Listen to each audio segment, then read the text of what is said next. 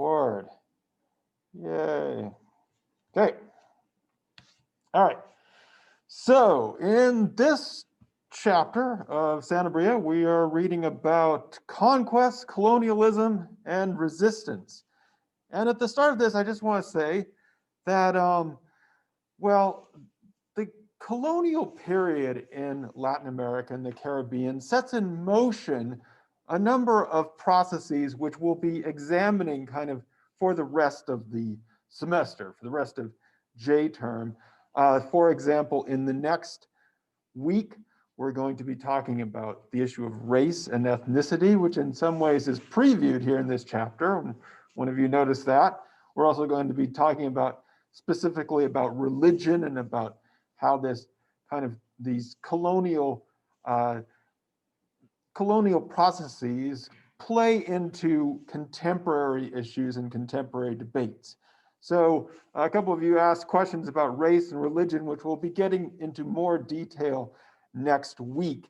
You know, it's mentioned here in the colonial period because we could spend a whole course on colonial Latin America, right? We could spend, you know, a whole course on race in Latin America. We could spend a whole course on religion in Latin America and the Caribbean.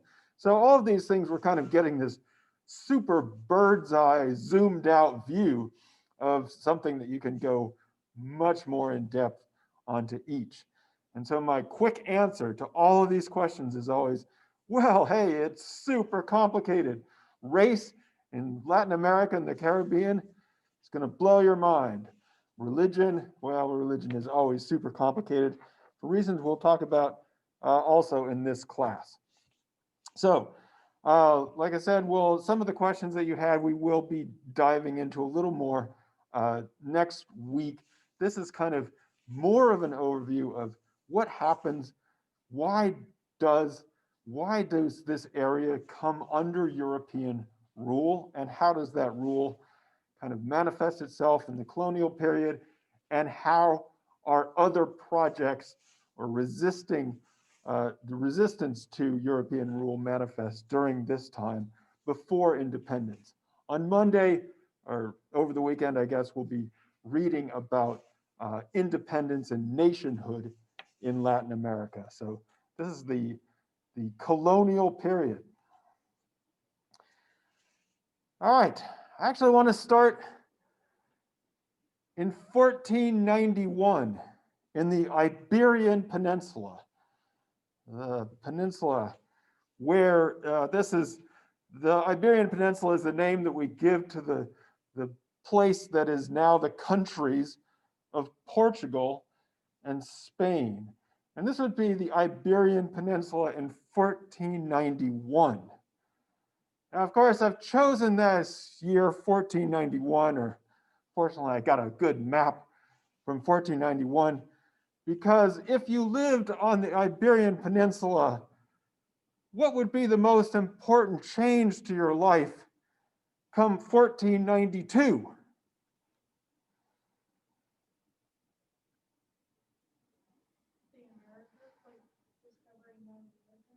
Oh, well, when do we celebrate Columbus Day?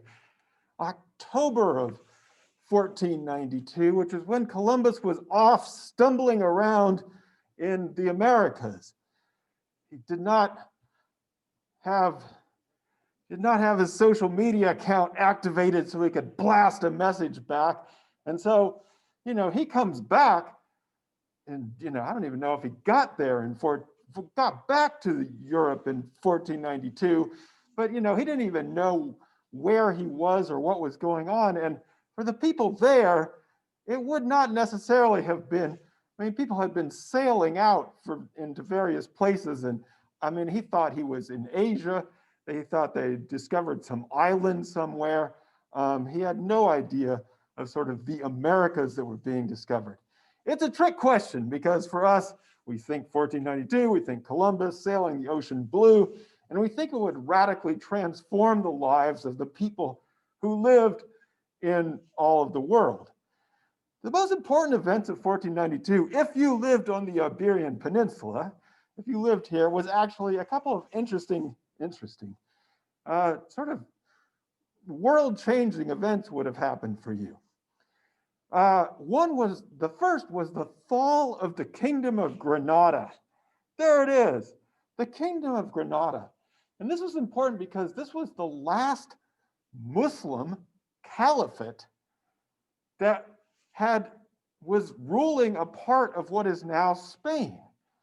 We'll talk about the Islamic Empire in a second, but this whole territory had been ruled by the Islamic Empire, by Muslim caliphates. And with the fall of Granada in 1492, the people who would eventually call themselves Spaniards, at this time they're still talking about themselves as from Castile and Aragon and different places. And that's why sometimes if you travel in certain countries in Latin America, they don't say habla español, they don't say do you speak Spanish, they say habla castellano, which is a sort of code for the dialect of Spanish from this area of Castile, where some of the first conquistadores were from. So, I mean, this is not even at a time that Spain would consider itself to be a unified nation.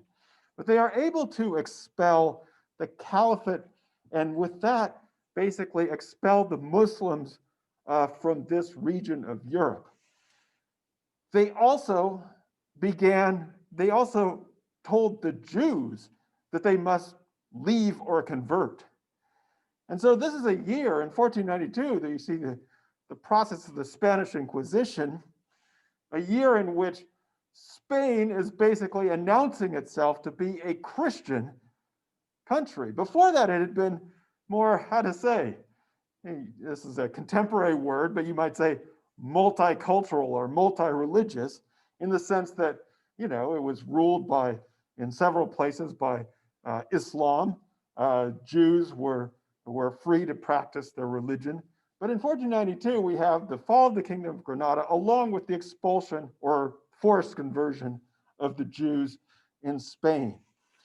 I say that because if you think about it, then it helps you think about how the mood in which Columbus and other Spanish explorers and conquistadores would have arrived in the Americas, right? They were kind of in a, they were in a conquering mood, because that's what they had been doing in some ways on their own territory. And some of the things that we see play out in the Americas were actually practiced first in the territory of what is now Spain. So I want to talk about what had happened a little bit before. Leading up to the 1492, the biggest empire and the sort of most progressive and interesting empire, and the place that Europeans actually, in some instances, wanted to emulate, was the Islamic Empire. And this had stretched, all across Eurasia, had ruled Sicily, had ruled all of the Iberian Peninsula. They were stopped at the Pyrenees in southwest France. And then in what was later called the Reconquista, sort of pushed back until, like I said, the fall of the Kingdom of Granada. But, the Islamic Empire was super important. For one, they were controlling the land routes of trade into Asia.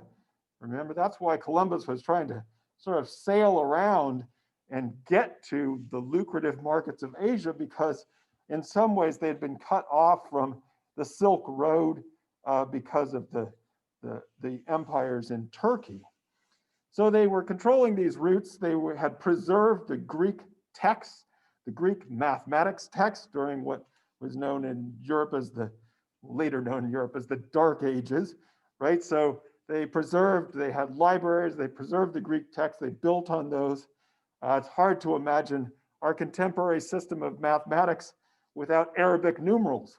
That's what we use. If we had to use Roman numerals, very difficult to multiply Roman numerals if you ever tried it. Try dividing those up. Almost impossible. So they had Arabic numerals. They also importantly developed a lot of agricultural technologies and gave us azúcar, or sugar, which was domesticated further east, but they were producing it in the Islamic Empire. So a lot of things that the Europeans were trying to sort of get to or get a hold of were in this place.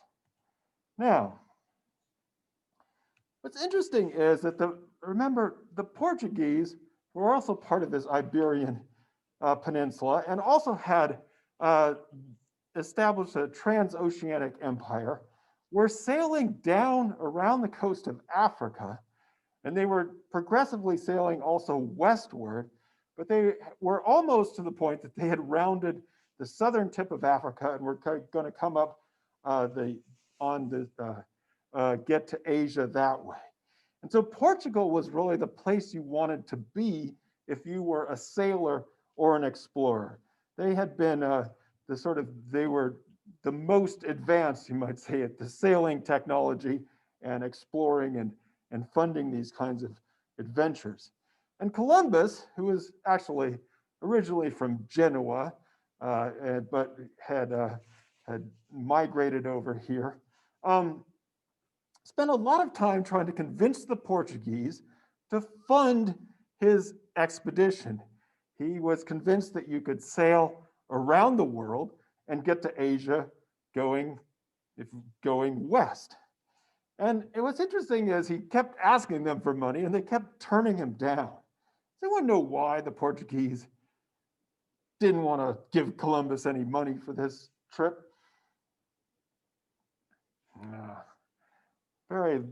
Not very taught in school, these things. Interestingly, Columbus had miscalculated how big the world was. And so he was trying to tell the Portuguese that the world was small and that he was going to get there fast. The Portuguese were, because they were very good at sailing and knew some stuff about sailing around the world, they already had calculated that the world was bigger than Columbus. And so they were correct in their calculation about how big the world was. So they didn't fund Columbus because they knew that it was basically impossible what he was trying to propose. Neither of them knew, of course, that there was this huge continent in between the Americas, but that was the reason why Columbus sailed under the Spanish flag other than the Portuguese flag. And I say that because we often get down on Columbus, or we think of Columbus as kind of unique person in history. Most people believe that the ways in which Portugal and Spain were sort of forging their way westward, and they had established some outposts on the Canary Islands, that somebody else, another sailor from Portugal or Spain, would have surely landed, sort of wandered into the Americas within 10 to 15 years. So Columbus was part of a process of exploration that was going on out of Portugal. He sort of lucked into it in some ways because he didn't know how big the world was.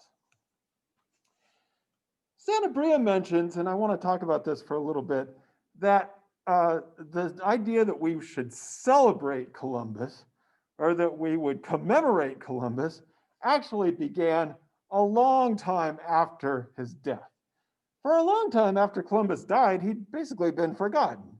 He wasn't a big deal either way. Nobody really remembered him rightly or wrongly. And so the idea that we should commemorate Columbus Day was something that happened later on. And I just want to talk briefly about, what Sanabria discusses, this idea of remembering Columbus. Sanabria is drawing on a chapter in Michel Rolfe Trouillot's book, Silencing the Past, which we'll also talk about at the end of class. Trouillot was actually also a professor of mine before he passed away at Johns Hopkins. So I like this book and his work a lot. But what Trouillot was saying, what Sanabria is drawing upon, is that Columbus Day celebrations didn't really take off until basically about 400 years after the discovery of the Americas. Spain had kind of fallen down on its fortunes after being a sort of world power, and so in the late 19th century, around the 1880s, they were thinking, hey, we would sponsor this this uplifting ceremony to 400 years of Columbus. And then a very interesting alliance happened, especially in the United States, between Italian immigrants and Irish immigrants who wanted to promote Columbus as an example of their sort of civic virtue. Now, I guess you can understand the Italian side of this because Columbus was originally from Genoa, so he could be seen as a hero. But I've always wondered, well, what the heck are the Irish doing there? What do they have in it? What's in it for them?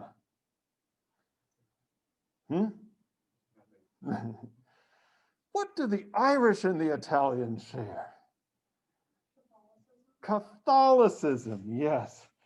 And so what Trouillot argues that this helped both the Irish and the Italians do is, people don't understand this these days, but for example, John F. Kennedy, the first Catholic president in the United States, even up until the 1960s, was seen as suspicious because they said, well, his allegiances to the papacy, his allegiances to Rome, it's not to the state.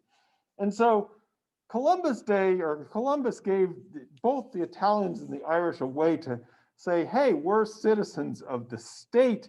We're loyal. We're fully entitled to sort of marking off white on the census. Again, we'll talk about this when we come to race. Both the Irish and the Italians were sort of seen as suspect in the United States. And so this was a way of sort of gaining full access to American life.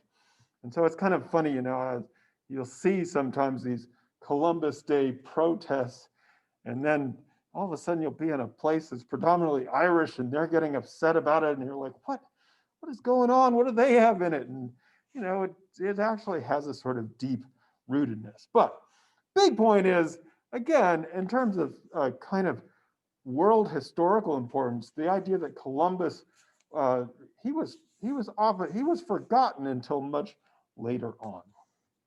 All right, so we got Columbus coming in. So Columbus shows up, and the Europeans are, they show up into a strange place, which they don't know, and end up sort of eliminating a lot of the native population, especially in the Caribbean, and toppling two big empires. So how did they do it, or what were their advantages? Over the years, this has been sort of condensed as guns, germs, and steel. Let me talk first about steel, guns, and horses.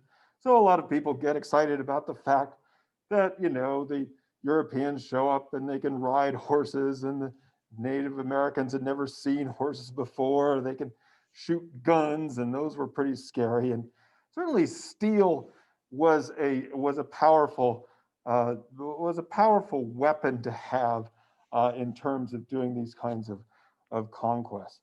I think, at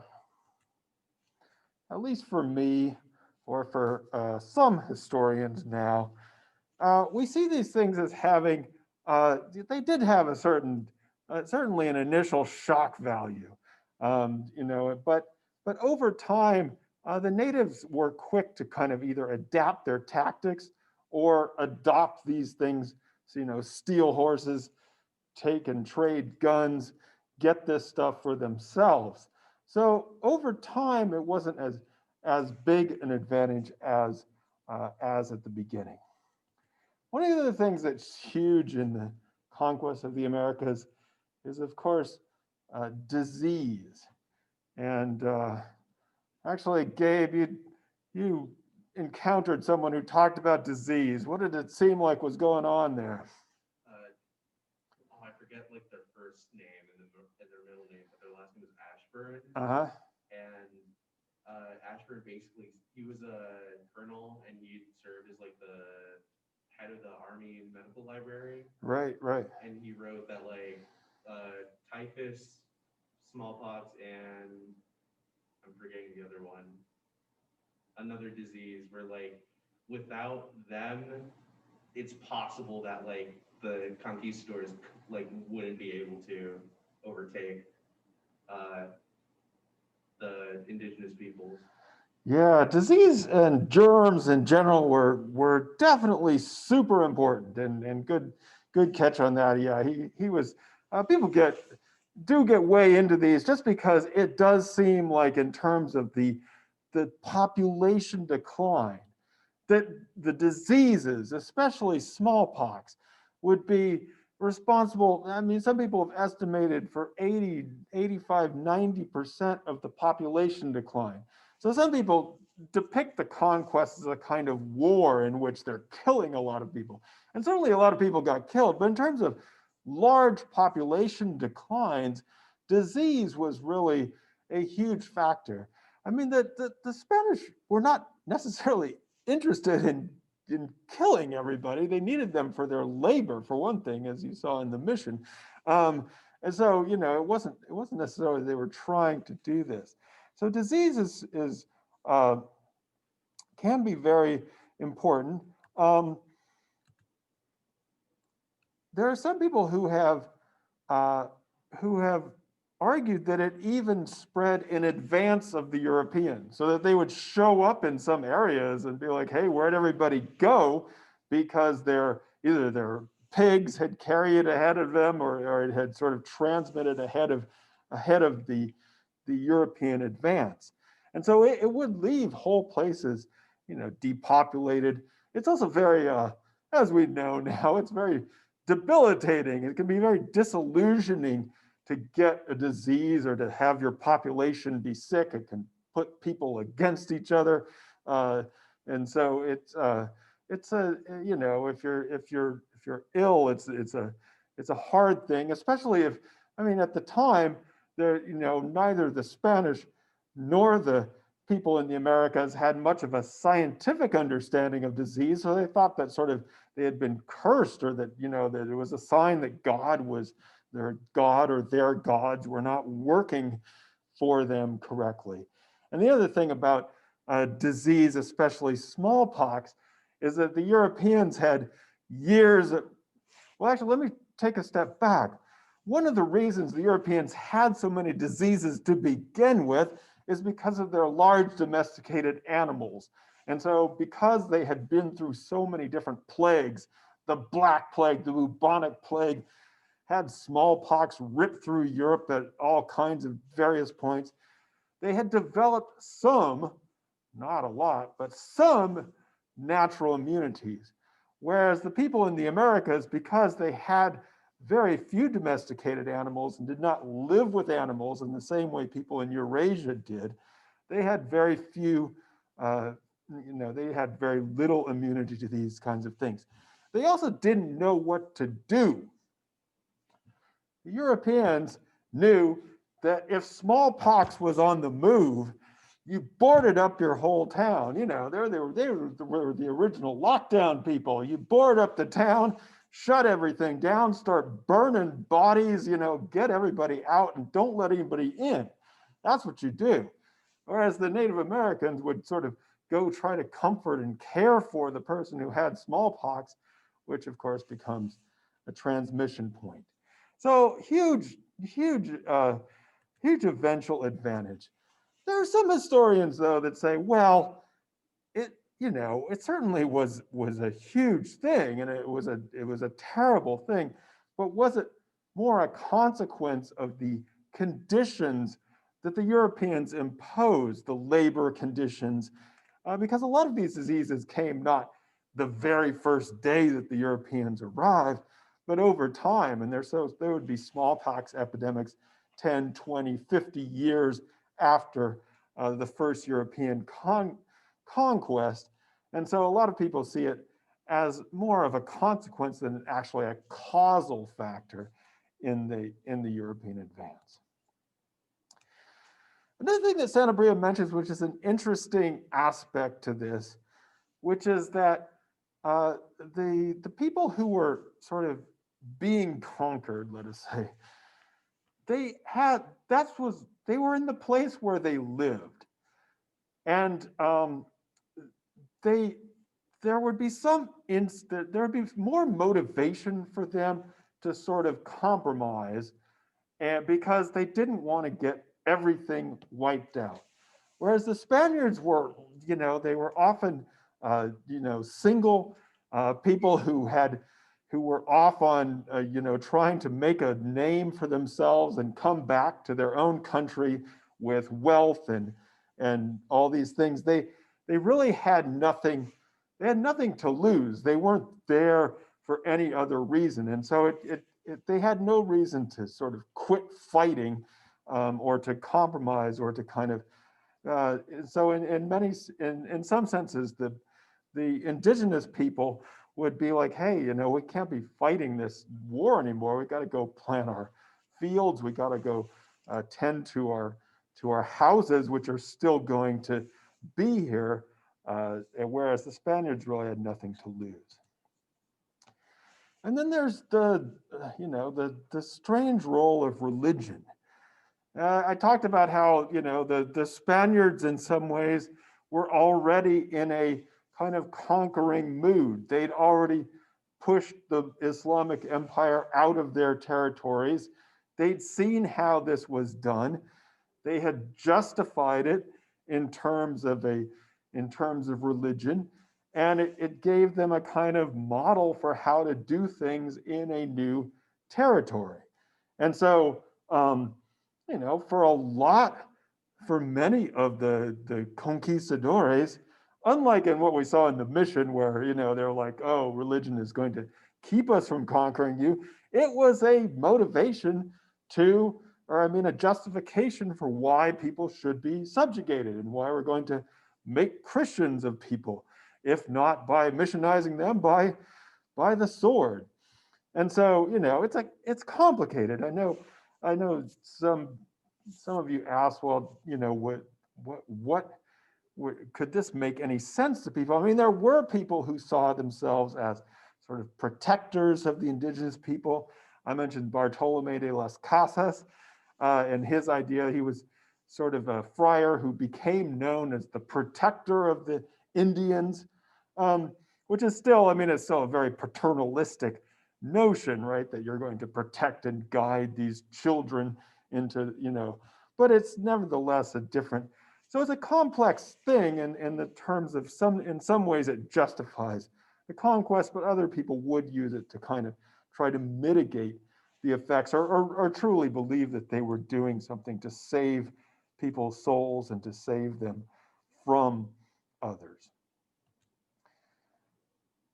So in some ways, it's perhaps easy to see how in, say, many of the Caribbean societies, some of the smaller scale societies, the Spaniards were able to quickly subdue the native population.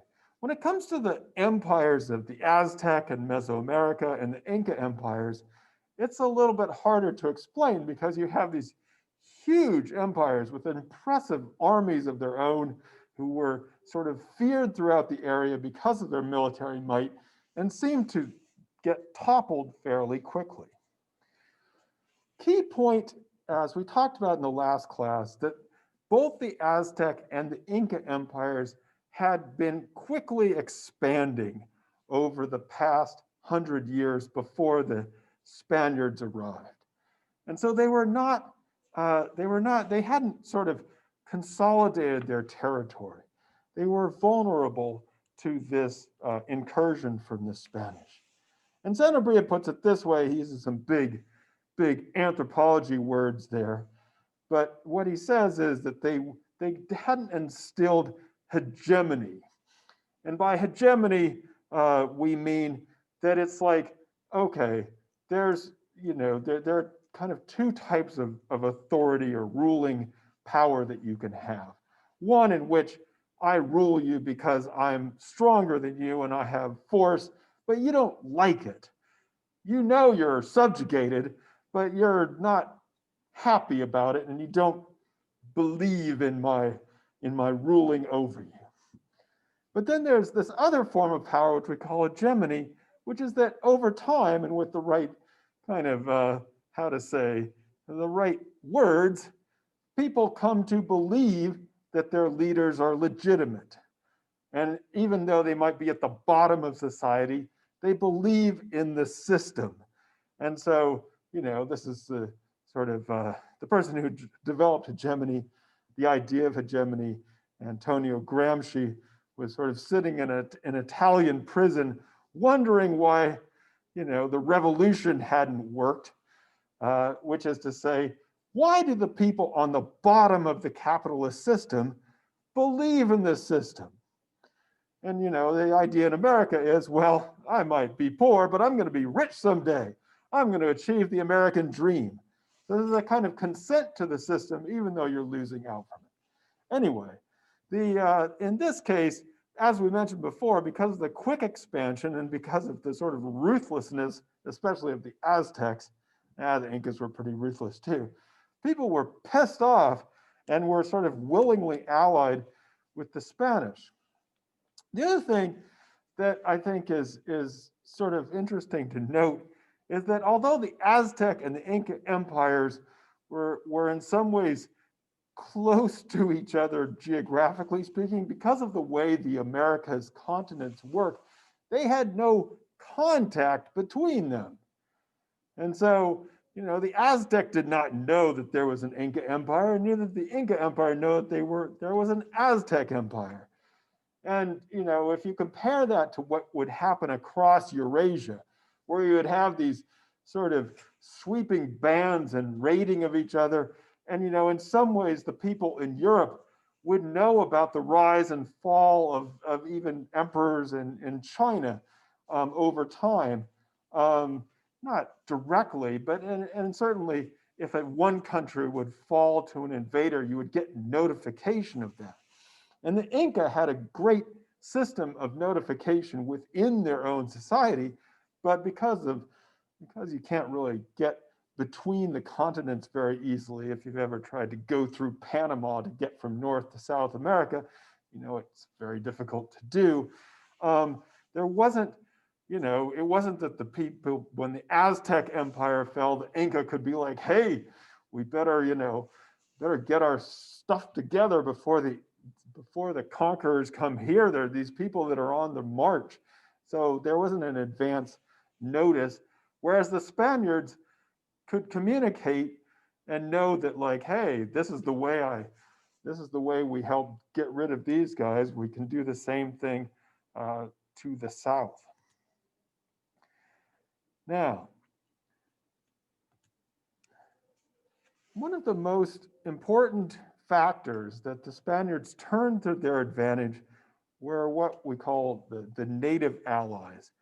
And as we talked about, there were a lot of people who were disaffected with both Aztec and Inca rule. And so, and certainly in terms of the initial toppling of these empires, the initial sort of establishment of European rule, I believe, and others believe, that this is a more important factor even than disease and other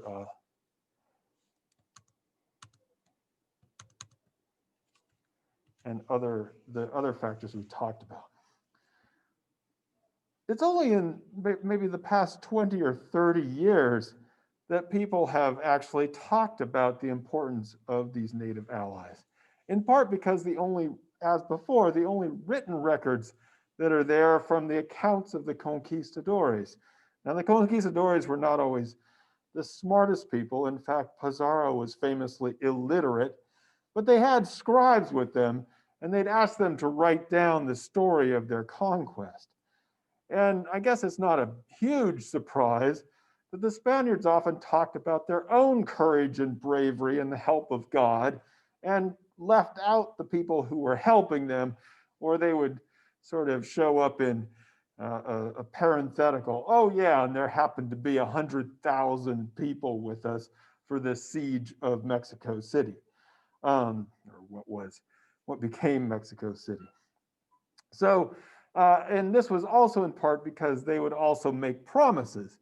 they would promise them, well, if you help us, we're going to pay you, or we're going to do this. And they didn't really want to repay them or pay their debts on the backside of this. So it's been very hard to dig up this from the documents themselves.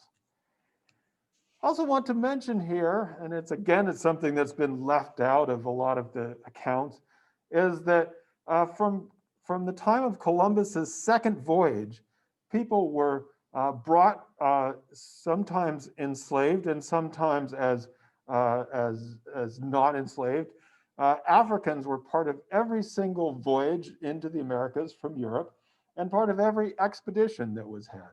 Sometimes as I said, in auxiliary roles or helping roles, and sometimes there were actually Africans who became conquistadores or conquerors in their own right. So it's, again, something that we don't always think about, but was always present, in part because the Spanish and Portuguese were, again, sailing down the coast of Africa and starting to set up the conditions of what would later be a larger slave trade. And the other thing that is important here is to understand that the Native allies kept being there with the Spanish and sort of going out on different sort of conquest missions, because the conquest wasn't sort of a one and done thing. They actually had to go off, as we saw in the mission. There'd be places that would be independent or outside of control, and they'd have to send another expedition in there. And some indigenous peoples became conquistadores of other indigenous groups themselves. So this was often a sort of thing, and we saw that a little bit in the mission. Right, Brendan? Who are the people helping out there? The people helping out, like the natives? The people helping out the conquering, the people who are, yeah, you're right. Yeah, in the mission, it was enslaved indigenous conquistadors, right? Yeah, I don't know what, I mean. But like, yeah, we saw in the mission, right, that they were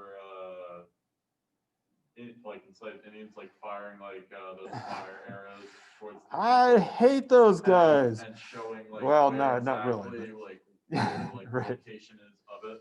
Yeah. No, I'm not sure if they were slaves or not, but they were certainly getting in on the expedition. They were the guides, they were the transporters, and in this case, yeah, they were helping out with some flaming arrows, which must have totally sucked. Yeah, so it's obviously a complex relationship. I mean, I'm not saying that the mission is a historical document, but if you just look at sort of, they seem to be drawn from a different indigenous group. They have a different kind of garb and weaponry, and so. The reason why I thought they were enslaved was just because it was Portuguese. That's why. It very well could have been. They looked a little bit, I don't know. To me, they looked like they were mercenaries, but hey, I'm not a big fan of flaming arrows, so maybe I misinterpreted. They seem to be pretty hepped up there. So basically, just to say that a lot of these conflicts it would have been impossible for the Europeans to do it all by themselves. And this extends to colonial rule as well. It isn't that the Spaniards simply set up a whole, set up their own farms and their own mines and their own system. They basically co-opted the people who had already been in power, what we call native elites. And so they often tried to marry them and get control over their land and give them positions of power. And so the whole colonial system actually depended upon people who had previously or had risen through the ranks and benefited from colonial rule. And so, I mean, you might ask yourselves, I mean, we often do, like, why did the people from the upper rungs of native society collaborate with the Spanish or with the Portuguese. And, I mean, I think that it's not unusual for people to want to have that same power. They were given positions of authority and be able to sort of have access to resources, social standing, autonomy. What's sort of an interesting paradox here is that they were the native elites, the people who were kind of running the colonial system, were the most trusted people in the system. But when it came time to lead rebellions, they were often also the ones who would be in the front of that movement as well. So I mean, it wasn't kind of it was a complicated role. I'm not saying they were always rebellious, but sometimes some of the native elites were the first ones to kind of help out if there was a rebellion or a revolt against colonial rule. Colonial rule. All right, so Sanabria in this chapter also discusses, what were the mechanisms or how colonial rule was enacted. One thing he talks about, perhaps kind of strangely, we might say, are religious festivals. Lydia, how do religious festivals fall into colonial rule? Well, they talk about some specific Catholic festivals from Europe and kind of, it talks about several, but that they, once they got to Latin America, that they kind of incorporated previous traditions, and so they were less like weird to the local people and more acceptable to them, and a lot of them still happen today. Yeah, so we'll talk more about this in the religion chapter, but the early Catholics were really good at this, or I mean, there's it kind of works both ways, right? They're really good, kind of like Christmas trees. They're good at incorporating whatever was happening in the local scene and kind of overlaying a Catholic element to it. But at the same time, for the indigenous people, it was like, okay, well, we'll keep our stuff and we'll add an extra Catholicism into the mix. And so religious festivals were a way that people used to sort of bring people together, give people a chance to blow off steam, have those celebrations and dances. And in the mission, we see a little duel going on in the middle of one of them. But these are a huge, important element, both of colonial rule. Again, in some ways, you might say the other side of this is that religious beliefs were important for people who were resisting, or in times of rebellion, it was saying, okay, well, the colonial system isn't living up to its standards, or they would say, well, hey, look, they believe in our stuff because they're letting us celebrate these traditions. So religion can work, as we saw in the Conquest. It kind of has this at least a double edge. It's a complicated thing where it can justify conquest. It can justify and promote the rule of one group over another, but can also be used as a source of rebellion and discontent.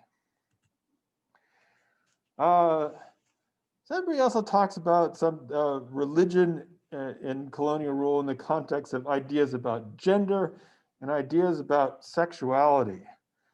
Lewis, what were the Europeans particularly, what did they not like about the sexual practices in the Americas?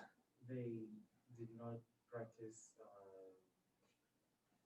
abstinence, and also they practiced homosexuality. Yeah, so they just gave them a couple of ways to. So on the one hand, the Europeans, again, they thought that there was too much. They weren't being, they weren't practicing abstinence before marriage. So they really wanted to regulate what they saw as, either kind of just lax practices or heathen practices, and also homosexuality, which is I guess I would even expand upon that. So they were, at least officially against homosexuality, but they also found in the Americas, something we'll talk about more in the gender chapter, is that the people in the Americas, it's kind of funny because these days we talk about gender fluid and being a third gender or stuff like that, but this was something that was especially famous in North America and in parts of Latin America, is ideas that people were born as or could be a neither male nor female, or some Native American peoples are starting to adopt a previous term that they would be two-spirit peoples, or would have a special role that would be women who, may be biologically female but had male roles, or a special or different role, or biologically male that had female roles.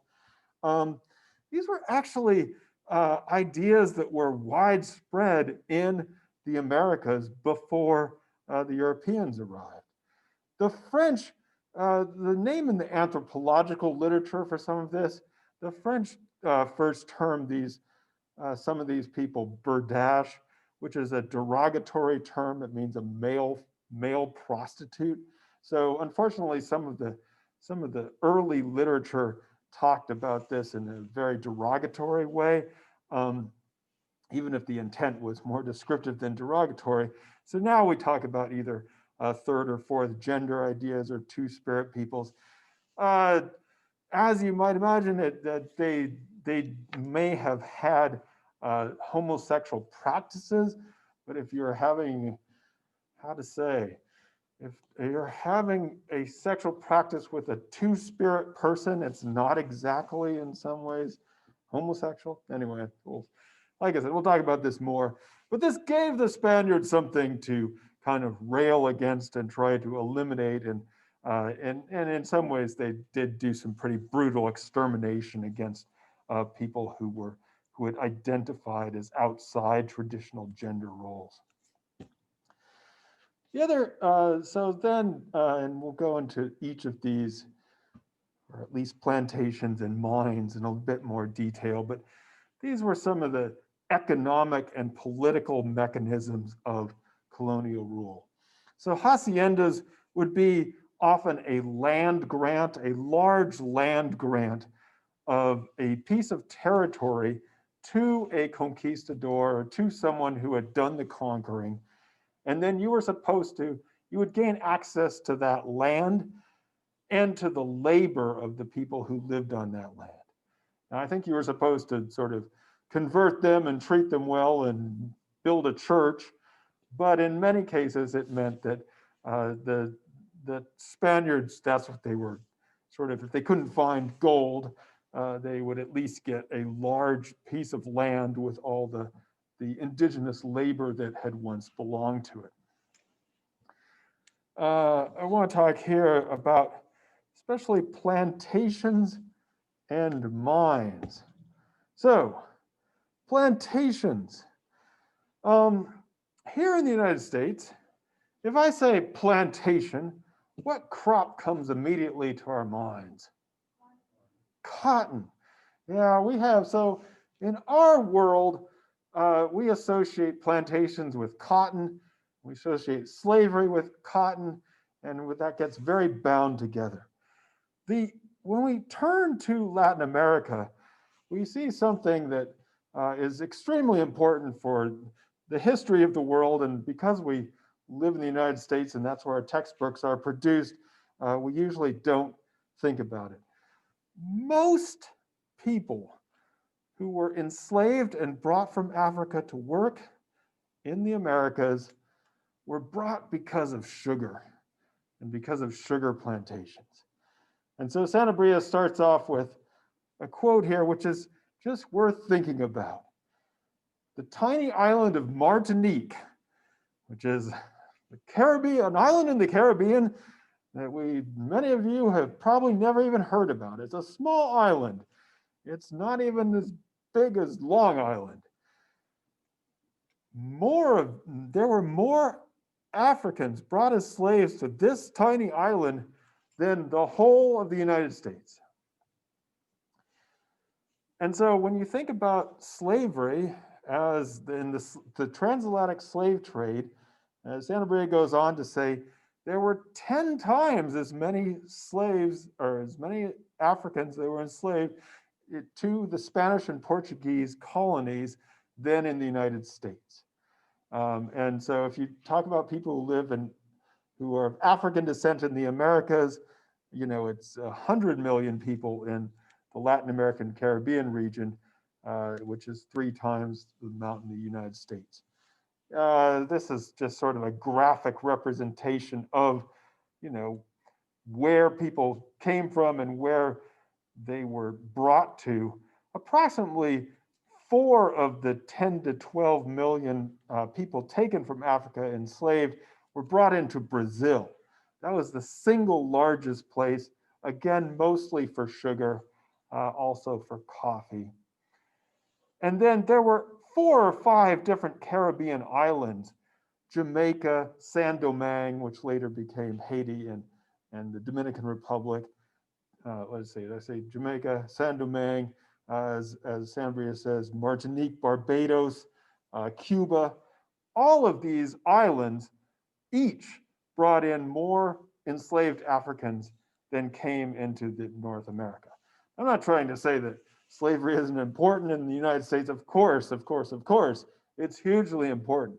But in terms of the raw demographics of where people went and why they went, most people came for sugarcane, and most of them came into the Caribbean and into Brazil in order to cut sugarcane. And so when we think about plantations, the other important thing to understand is that sugar plantations were, in the words of Sidney Mintz, we talked about him a little bit, the anthropologist Sidney Mintz, they had to be a kind of industrial operation, because the time from cutting the sugarcane, which is a terrible job, it's a very difficult job, and I've been told, I think the average sort of work span or lifespan of someone who came in to cut sugarcane was something of like 7 years. So it was a very terrible and demanding job. But the time from when the sugarcane was cut to how it had to then be processed and turned into sugar was a process that demanded industrial level efficiency. And so what Mintz argues is that a couple hundred years before we had factories and before we had factory labor in Europe and the Industrial Revolution, you had the setting up of these plantations, which basically had to have factory level precision and control. And so we often don't think about the plantations as places where modern life developed, but it certainly seems that in terms of how factories were organized, how the labor was organized, how it was timed and calculated, the actual source of industrial modernization is actually the plantations, the sugar plantations of the Americas. So that, I think, is a sort of, we talked about this, I think, in the first class, but I wanted to put it out there now because here it is, showing up for us in Sanabria. And there's mines. Also in the first class, we talked about Potosi, the importance of silver. This is from a book jacket of a book that just came out 2 years ago by Chris Lane. I thought about maybe assigning it for the class, but we have enough to do. Potosi, the silver city that changed the world. And as I asked in the first class, we didn't know about Potosi before. We didn't know where it was. But back in the day, we would have known where it was because it was the source of over half of the world's silver was from these silver mines, which was hugely important for the currency and trade of the time. And this is a painting of Potosi, if you can believe this, in 1758. So this is, you know, if you think about what was going on in North America in 1758, as compared to a city that was larger than London at its time, larger than Shanghai at its time, you can see there that it's already been organized into a grid system with streets and neighborhoods. What's incredible is if you go to Potosi today, it's kind of falling down in places. But you can see not only the Spanish architecture, there are different neighborhoods where you can see the architectural elements of the places in Spain where people had developed whole neighborhoods. And there were Jews, there were Muslim traders, there were people from Asia and all over the world trying to get into the silver trade there. So some people call this the first city of capitalism, or the first global city. It's also, there are various ideas about where we got this sign for the dollar. But one of the most compelling ideas is that the dollar sign is actually a condensation of the original mint sign of Potosi, which combined the S, the T, and the I like this, and came up with that little symbol. The other evidence for this is because the U.S. currency right after the Revolutionary War was so, people didn't want it, they didn't trust, they thought the United States would default.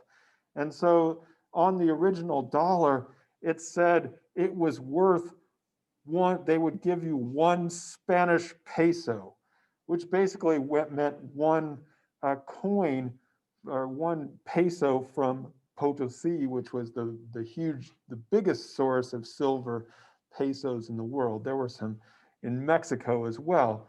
But so in fact, the US dollar was originally built upon the peso, which again, hard to comprehend or understand. None of you have ever heard this before, but when I was growing up, we had a cheer for our basketball team. It went like this: 2 bits, 4 bits, 6 bits a dollar. All for, I grew up in Knoxon, all for Knoxon, stand up and holler. And I don't know, maybe some of you have some grandparents or something, great grandparents who might talk about a quarter as being 2 bits. 2 bits, 4 bits. Gabe, you're kind of shaking your head. Does this ring a bell? Yeah, one of my history teachers in high school told us about like the Spanish coin where you have to like take off the silver bits off the edge. Right. Well, it was an 8-sided coin, right? I think they show up in Pirates of the Caribbean, an 8-sided coin, and you could cut it into 8 different pieces. And so 2 bits was a quarter. 4 bits is half. 6 bits, 8 bits, 2 bits, 4 bits, 6 bits, a dollar, right? So you could cut it into, so in the old days, some people would say, give me 2 bits to indicate a quarter, which sounds ridiculous. It only makes sense when you realize that the dollar was based upon the peso, which is crazy. Anyway, origin of the modern world, which we all forgot, except Gabe, thank goodness. Sanabria here discusses what would be an important part of these places around the plantations, the mines, the haciendas. So what these places brought together was people from different places, from maybe different indigenous groups, maybe different parts of Europe, maybe all from enslaved Africans or people who were trying to run away from the plantations. And in these new places, it began a process of what we in anthropology call ethnogenesis, which is how people form new identities, even in some cases, new languages, some of the Creole languages in the Caribbean from diverse populations. So these happen in places where They would consolidate people into urban settlements or in haciendas or in the mining areas or around plantations. It also happens in what we call maroon societies, which are places that became refuges for, I hate the term runaway slaves, people who had escaped the system of oppression and had established themselves as free in a new area. And so places where people were living outside of the plantation system had been able to get away from the plantation system and establish new societies. And so in these places and throughout the Americas, the identities that people would develop were not simply a continuation of what had been before, but new ways of relating to each other. In some places, like I said, famously Haitian Creole, for example, a forging of different African languages with different French elements to create a whole new language, a way of expressing yourself. And so there were a lot of places in the Americas where people were able to sort of escape or retreat or kind of get away from explicit colonial rule. And so I've drawn a few little circles there on the map, or you might add this area between Paraguay and Bolivia and Brazil there, kind of where the mission would have happened. And so these are places where, the Lesser Antilles, some of these islands, people were able to escape from colonial rule. They may have lived in a different place. They may have been in the highlands in the Amazon, and they are in Peru, and sort of escaped into the Amazon and set up independent societies. Or Sanabria says the Maya were actually not.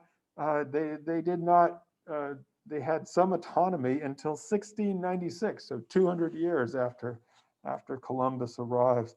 The Maya were finally sort of officially subdued. So these places were places where people had, more autonomy from colonial rule, from the system that was there. I guess on the flip side of this is when they did send in expeditions to subdue the people there, it could often be some of the worst and the most brutal things. People unleashing dogs to try and hunt people down, or intentionally trying to spread disease, or as we slave hunting, or as we saw in the mission, kind of just brutal wars of extermination. So it was, there were advantages perhaps for some people to live in these areas, but they could be subject to some really terrible things. And so one of the things that this shows us is that, there's this idea that in 1492, the Europeans came over, and the next thing you know, it was all Spanish, or it was all, they just wiped everybody out, and that was it. And in fact, the conquest, it was never something, it wasn't a one and done thing. It was a process, and it sort of becomes important again in the 19th century, which is going to be our topic for Monday, when the elites of Latin America and the Caribbean, well, especially in Latin America, established their own independent nations and are still trying to figure out, how do we bring the natives, how do we bring the indigenous, or they would just say the Indians, how do we civilize them? How do we make them into national citizens? And so, this is something that as we'll see is still an important issue of today, is that, this kind of colonial script, or colonial, the kinds of systems that were set up during the colonial period are still of importance for us today. So I put my little ... there to indicate that, this is where we're going on Monday, to talk about national identities and how those related to the colonial processes that we've talked about. What was the first independent country in Latin America and the Caribbean?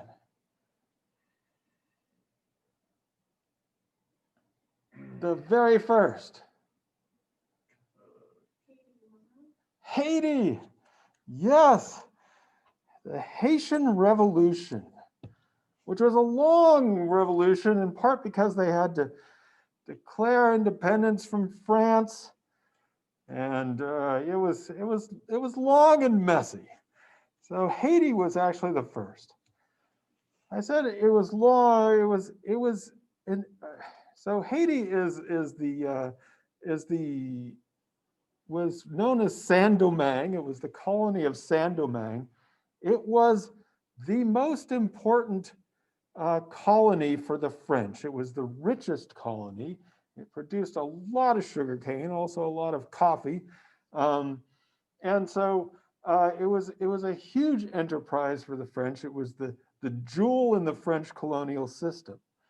It was also because of what we might consider interesting French laws. They had developed laws in which certain people, unlike in the British colonies, there are laws about when plantation owners, when white plantation owners would have offspring with slaves, those children were often freed.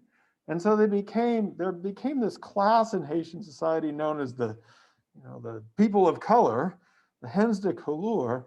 And what's interesting here is the gens de couleur actually came to own about a third of the colony's plantations and about a quarter of its slaves. And they would play a crucial role in sort of, their position as compared to kind of the French colonizers and the French also were undergoing their own revolution at the time. And so it would be kind of it was a long and messy process, but in the end, we have the one example, as Sanabria says, of a successful African slave rebellion, in which it was not just a rebellion, but it resulted in an independent nation. And it blew the minds of people in the United States because nobody believed that it was possible for people of color to rise up, overthrow their masters, and declare independence. Struck fear in the hearts of people all over the United States because, what was going on there? It was the first independent nation state in Latin America and the Caribbean. And so I return now here to Michel Rolph Trouillot, who is actually was passed away, but a Haitian anthropologist, and wrote this book, Silencing the Past, Power in the Production of History. And one of his points here is, hey, we've never heard of the Haitian Revolution. We have the first independent country, and we barely ever hear about it. And so his point was, we've often heard the idea that history is written by the winners. And Trouillot's like, well, they won. They won the war on the battlefield, but they were completely written out of the history books. We don't learn about them at all, even though they're vitally important to the history of the United States. Because with the Haitian Revolution, Napoleon was interested in empire. You may have heard of him. And he wanted to have an American empire that would involve Haiti and that place that we know as the Louisiana Purchase. That was all French-owned territory. And he sold it, as you know, in the Louisiana Purchase to Thomas Jefferson. But he sold it at a super cheap price. And the reason he sold it at a super cheap price is because he was unable to subdue the Haitian revolutionaries. And so he gave up on the Americas and said, screw it, I'm out of here. I'll sell this big piece of land to you, Thomas Jefferson. And so if it weren't for the Haitian Revolution, it would have been very difficult for the United States to expand west in the way that it did. But we got that big piece of land from Napoleon. Remember, they had New Orleans and all that area. In part, not completely, but in part because of the Haitian Revolution, because the French had lost what was their most valuable colony. Again, nobody teaches you about this when you read about the Louisiana Purchase. We learn about that and Jefferson's thinking about the farmers and blah, blah, blah, but nobody tells you about the importance of the Haitian Revolution in this, the first independent nation state in Latin America. And that's why Trouillot writes this book, Silencing the Past. Where does power come in producing history? Why is it that people could win and yet lose and be written out of the history books? I had this slide all prepared before I even saw our first inauguration poet, Amanda Gordon. You may have seen her. Amazing poetry. Check it out if you haven't already. And then an LA Times article comes out and says that she is also reading Michel Rolfe Trouillot's Silencing the Past, Power in the Production of History, which interrogates long-standing historical narratives from the Haitian Revolution. Yay, I said. I retweeted that. Got a lot of good retweets on that one. But, you know, extremely important, and it's extremely interesting here. We have someone from California. It is quite possible, I'm just going to speculate here for a second. It is quite possible that there would not be a state in the United States called California had it not been for the Haitian Revolution. So good for us to read this stuff. And now we know it. All right, that's it for me. Questions? Yes. Will the PowerPoint be posted on B2L? Yes. All right, so how should we do this? It is 1:45 now. Let me say that the exam will open up at, let's make it 2:15. Give me time to proofread it. I'll post this PowerPoint. I won't be able to do the video because that takes too long. Let me actually stop this thing for a second.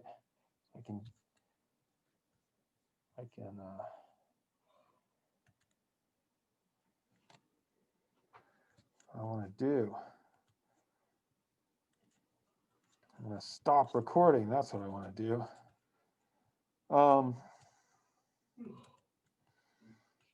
Yeah, you got a yawn, man. No problem. Hey, so let's see. What did I say I was going to do? I said I was going to 2:15 exam. Post the exam at 2:15. I'll wait. I'll send you an email. Now it's going. How come? Oh, I know. Stupid Zoom.